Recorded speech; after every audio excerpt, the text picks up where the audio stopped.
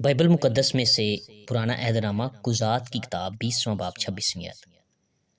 تب سب بنی اسرائیل اور سب لوگ اٹھے اور بیت ایل میں آئے اور وہاں خداوند کے حضور بیٹھے روتے رہے، اور اس دن شام تک روزہ رکھا اور سوختنی قربانیاں اور سلامتی کی قربانیاں خداوند کے آگے گزرانی۔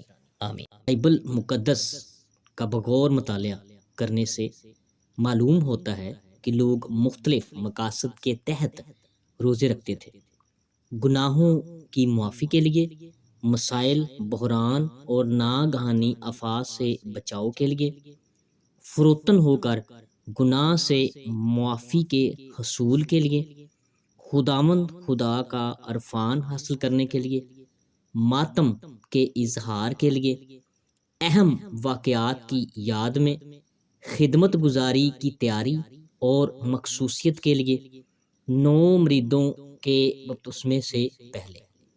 ہم مختصر الفاظ میں یوں کہہ سکتے ہیں کہ روزے کا مقصد گناہوں کی معافی، خدا کے ساتھ میل ملاپ، مصیبت سے رہائی، الہی رہنمائی کا حصول، شیطانی اور نفسانی طاقتوں پر غلبہ پانا اور جسمانی و روحانی برکات حاصل کرنا ہے۔